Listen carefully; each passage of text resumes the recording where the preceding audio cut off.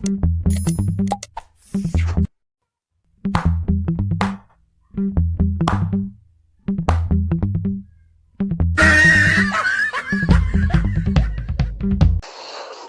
عليكم ورحمة الله وبركاته. وأنكم سلامي صاحبكي ما شاء الله. وريهنا عنك دول. إن شاء الله تعالى وحن ربا هذا الآدم معان أو ير أو قابن أو صادق الصفحة دي نكلي هذا دكتور عمر عبد الكافي ولماذا آد كلغة قانون إسلام كنحديثة ونين آدو عانا عمر عبد الكافي صفحة دي أيا ساكا وحن كو أرك هذا الآدي عجيبية ما شاء الله. وحولي هاي وحيا لها دعو رمضان كمرك لقارة آخر كيس دعو وقدام بيو صلاة عصر maalinta bisha Ramadaan ugu dambaysa laga bilaabay ilaa iyo aadaanka maghribka ayaa wuxuu leeyahay Ilaahay subhanahu wa ta'ala Ramadaanka wixii uu cadaabta ka soo xoreeyay maalinta koobaad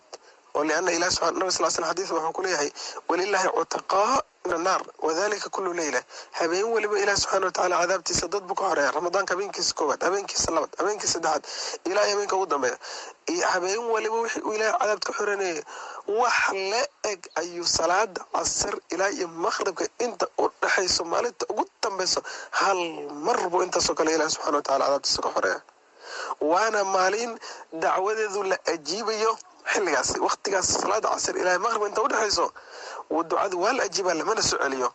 waa hadal aad u cajiib ma sha Allah. waxaan jeclahay muuqaalka yarka dadka afka Soomaaliga ku hadlaya meel waliba ay joogaan inaad insha Allah ta'ala aynu iswada gaarsiino walaal u dir waxa laga yaabaa qof muslim inta masaajidka gal inuu ka faa'iideysto u duceysto ilaahina ka aqbalo nin walba iska baahay waa dogtahay dadka luqadda aan ku hadlay fahmayo dhan inay muuqaalka iskarsiya ma jeclay waa maalintii ugu dambeysay wabarakallahu fiikum wassalaamu alaykum wa rahmatullahi wa barakatuh.